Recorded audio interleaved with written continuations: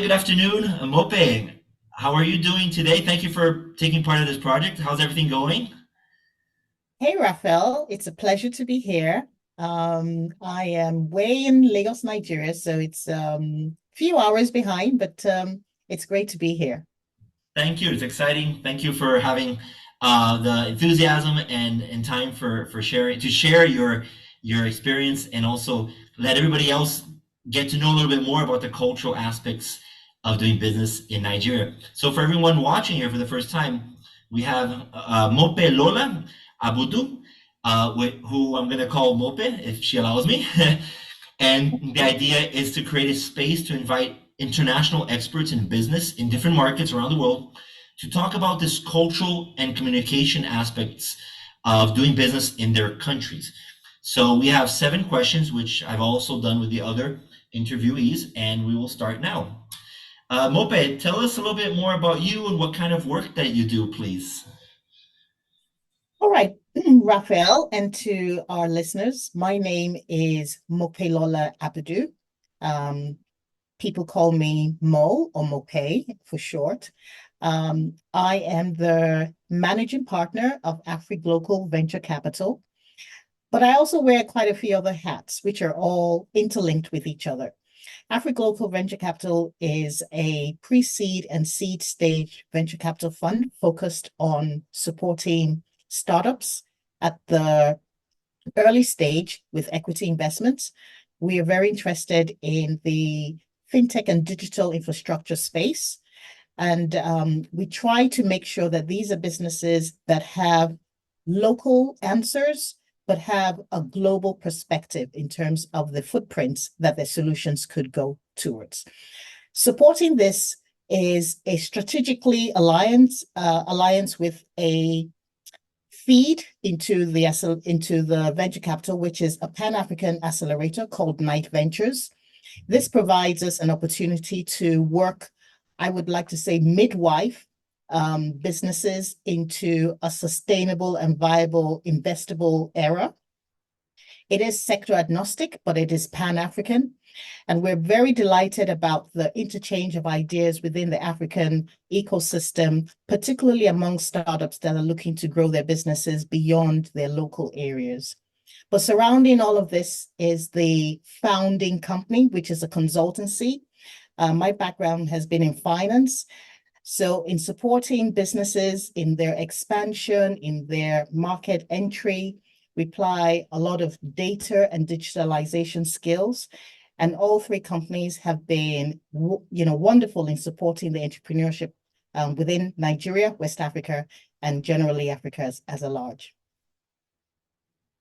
No, this is great. This is very exciting, Mope. My own background is with entrepreneurship, and I know the importance of creating this ecosystem as you are doing with other partners. So, congratulations! It's not an easy effort. It takes time, and I'm hoping that by you sharing this with us in this interview, other people who work in this field can reach out to you as well and keep adding to this ecosystem and to help more of these startups. I mean, in Africa, you have some of the most creative people, and it's important. It's important to give them the platform that you're doing. So congratulations. That's very important, the work that all of you are doing.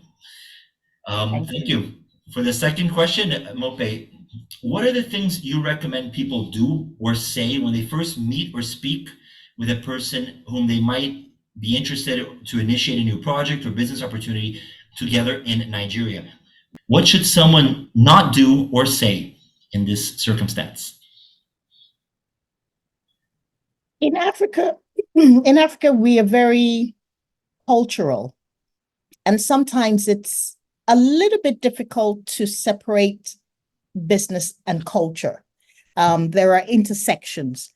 That's not to say it's culture is overpowering, but there are certain, expectations, and I call them the nuances of operating in Africa. Um, One thing that may put people off as an initial aspect is if you intend to extract value and only take it to an offshore area. And what I mean by an offshore is in Africa, there are quite a lot of challenges, but at the same time, these challenges are opportunities. So it's very important that in trying to initiate either a partnership or a trade opportunity or a collaboration, that you kind of situate a win-win situation rather than a grab and flight kind of situation. I think that's very critical. And the genesis of this is because most of the African countries are at their post-colonial stages. It does leave a little bit of a sour taste if there's any iota of some level of colonial, whether you want to call it economic colonization again. So it's really best that you approach opportunities with a win-win situation, either in terms of resources share or profit share or just collaborations. So I think that's very important to know. Absolutely. Very clear. Thanks for clarifying as well.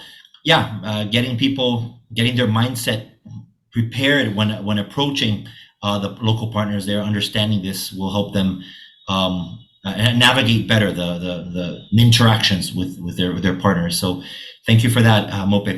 The third question, we recognize that it's important to have a deeper cultural understanding of a local place when doing business there. So what cultural aspects might be considered when doing business in Nigeria? Well, this is something that I find myself constantly trying to educate people on. I have been privileged to work, school, live in United States, in UK, parts of Europe. And I am a very keen advocate of not just taking what works in the Western world and just placing it, in Africa. There are particular nuances and ways that things still get done that don't necessarily have to be the way the Western world has done it.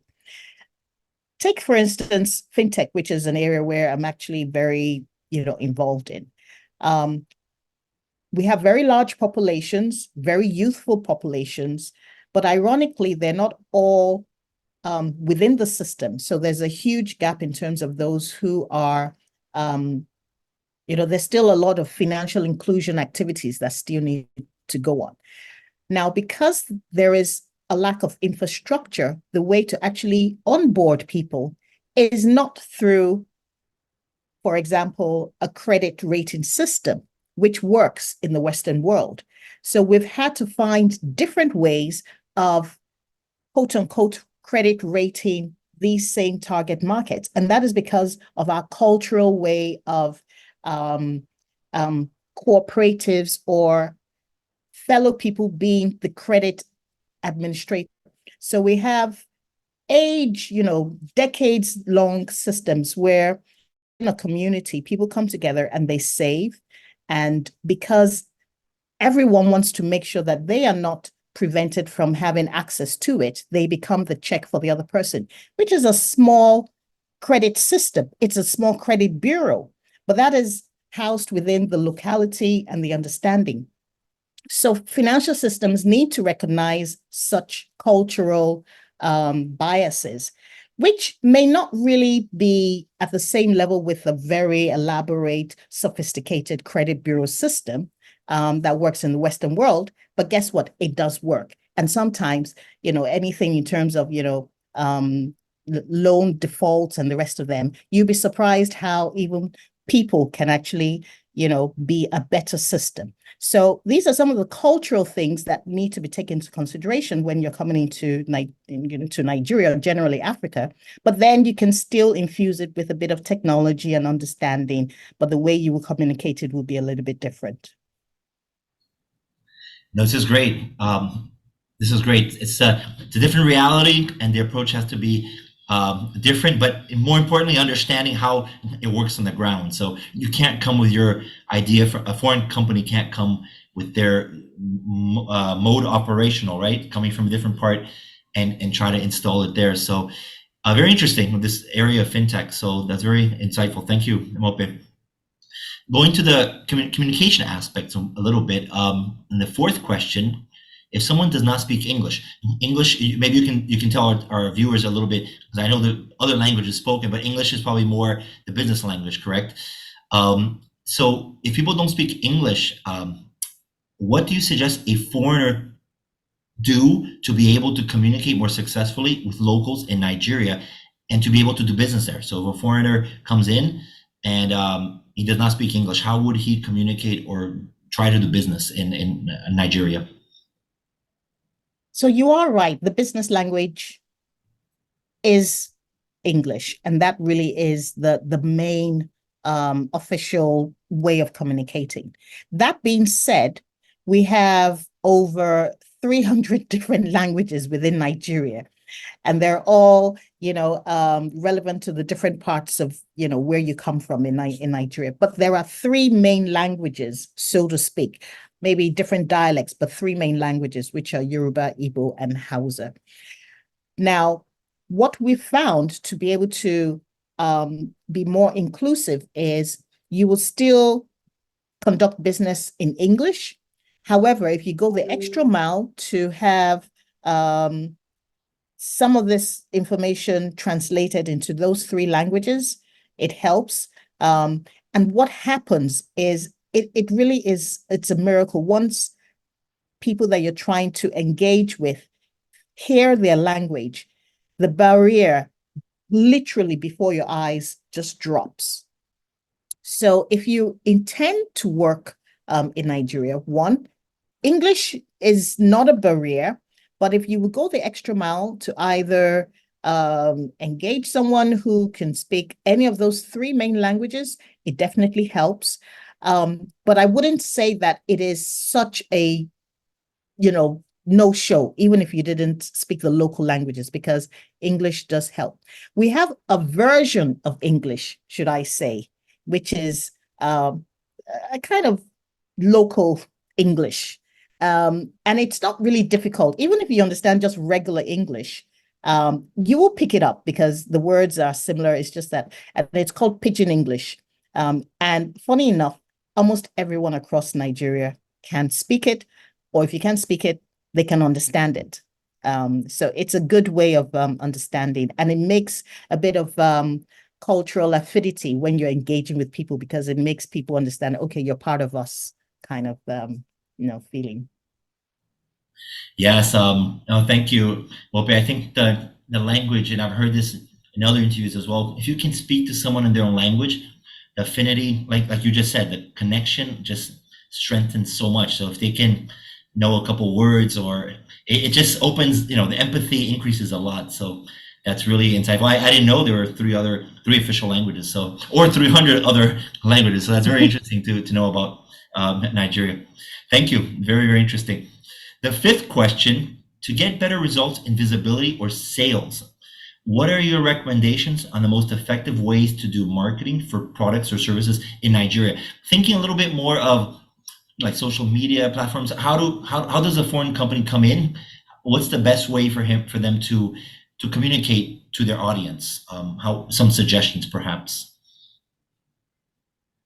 Now, this is where culture really could play a huge, huge impact in how information is disseminated and how you're able to get your message across. So yes, digitalization has helped in terms of social media platforms, websites, different platforms like the LinkedIn and what have you. However, the way they're being used is slightly different. So yes, we do have the more articulate businesses still using, Google, Google and the rest of them, which are, quite conversant in the culture in the Western world. However, we have found that the majority of people, and in Nigeria, I would like to say we are very social. I think we've been termed the happiest nation. even in the with the mountain of challenges. We're very social. We're very, should I say, party going, so to speak. And that's maybe just to lay up. So what I'm trying to get out is there has been a huge surge of what we call influencers. These influencers are people who are highly recognized because maybe they make skits. Skits are like, very short, comedy, either in the local language or in English or, like I said, the local English.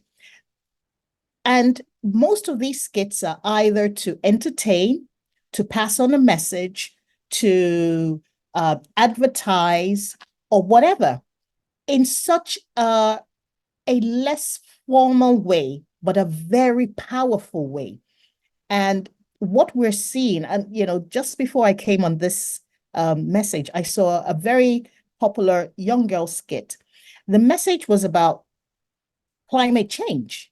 It was about, the need for the populace to be a bit more aware of how their actions or inactions could be hindering, environments that are becoming very risky because of, use of plastic and the rest of them. It was delivered in such a hilarious manner, but the message was so clear. And what we find is that it is still using social media. So people are signing up to the Instagrams, the Twitters or the TikToks or whatever.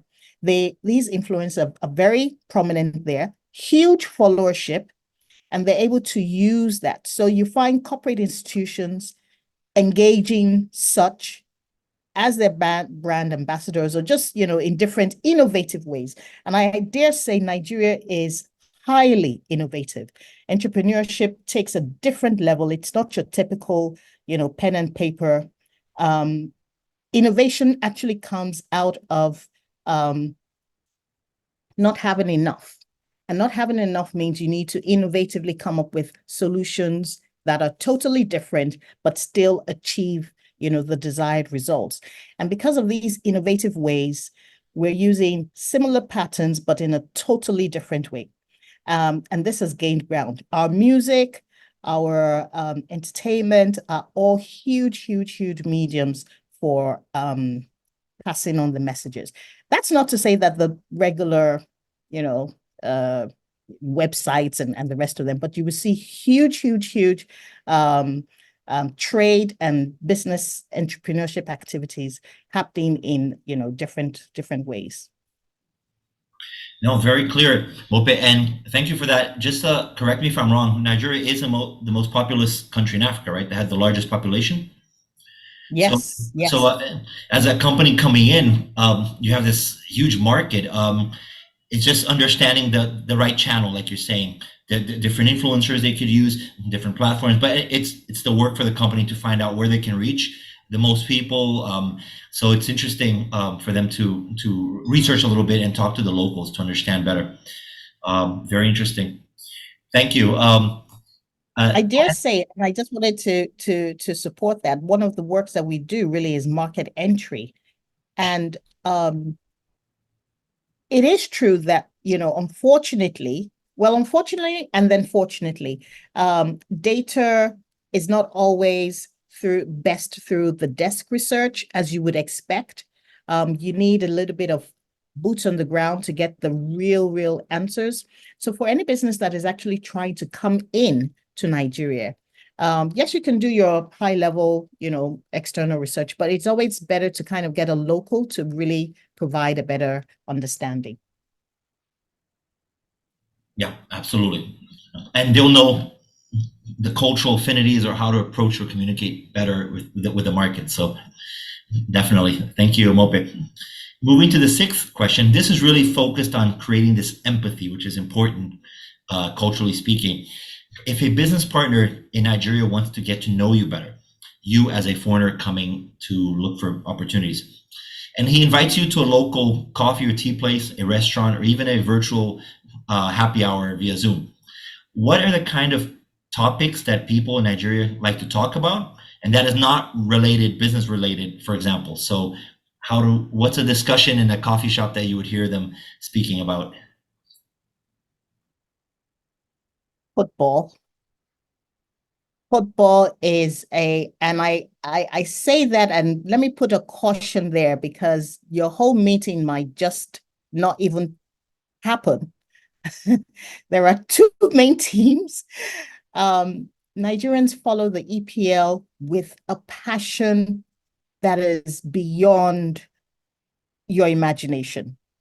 They are football fanatics, both men and women, and you are sworn to whoever you decide. And you know, particularly the EPL, you know, which is either Man U or Arsenal or Manchester, you know, whatever. So football is a very, very good icebreaker. And that kind of, you know, creates a nice environment of familiarity for the business to take place.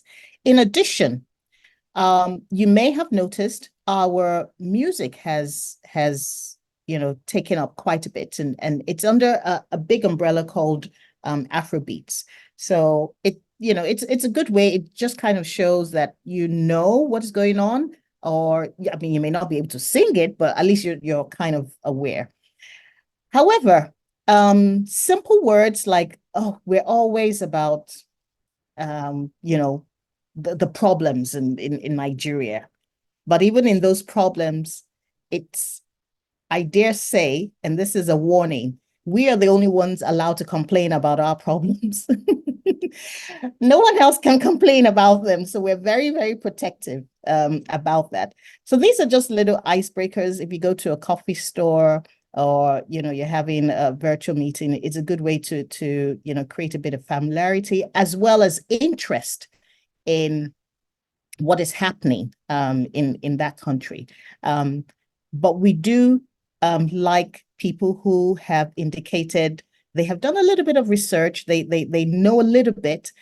And the reason why I will say this is Nigerians are extremely well versed in the international economy or things that are happening.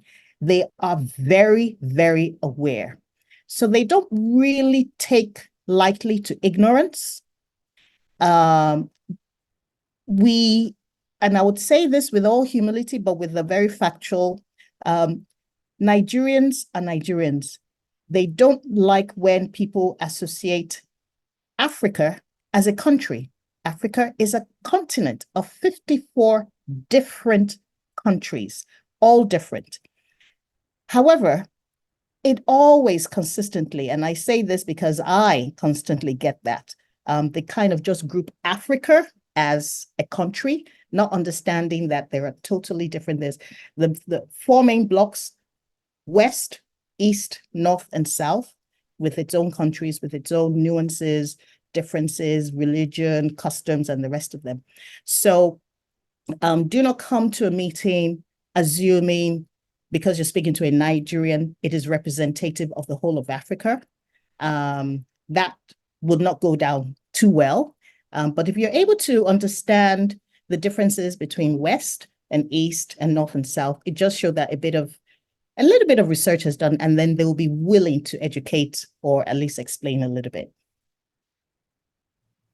No, perfectly said. And I've seen this happen a lot of times when I lived abroad too, or when we're talking about Africa, African trade, but it's even any topic of Africa, even from my own country here, they sometimes relate as a continent instead of a different region, different countries. So that's very well stated. And I'm hoping everybody takes notes by watching this or reading the article.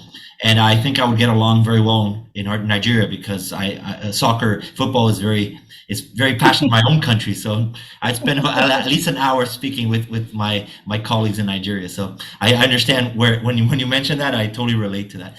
So but it's important. It's important to connect with them, share the similar interests, and identify what people like to talk about. That's an empathy building, relationship building. So thank you for pointing that out. Coming to the last question, Mope, very simple one, but just as important.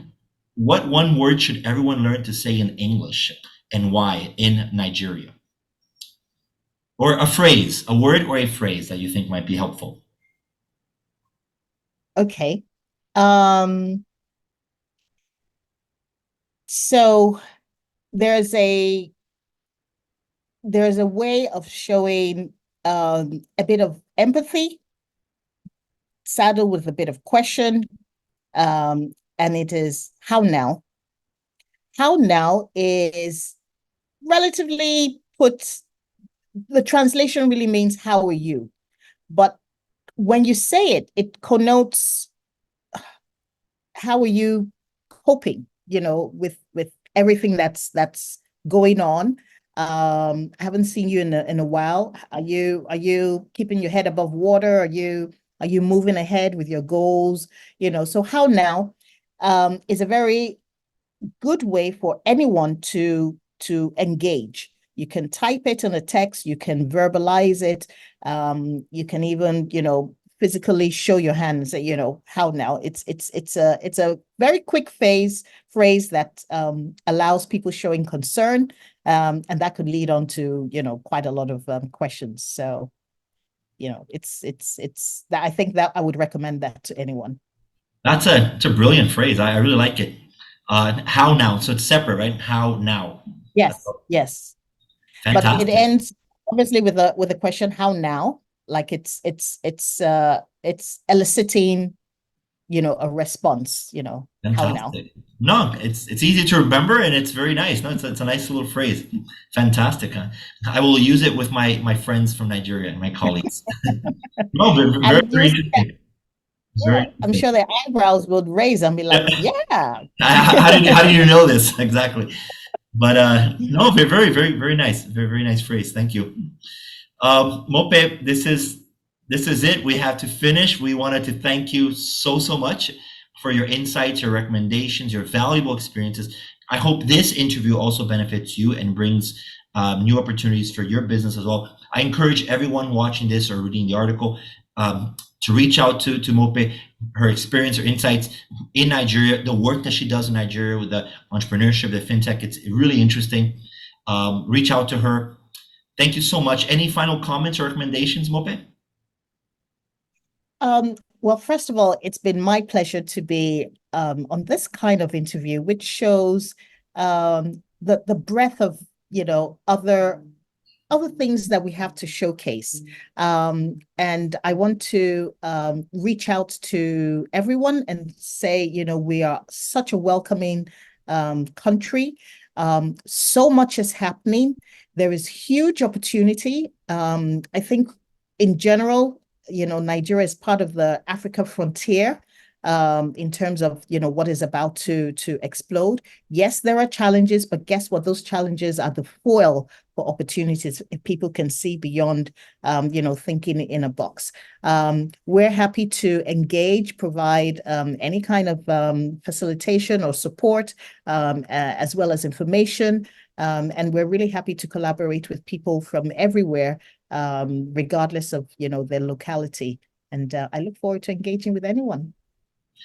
Thank you. I'm actually very eager to go. I've never been to Nigeria, so I hope to go there and we can meet up at the coffee shop and Yes. talk about some football as well. But thank you, Yes. Mope. Thank you so much. I hope everyone enjoyed this conversation and we'll be in touch. Thank you so much again. Have a good Thank you. Take care. bye. Bye.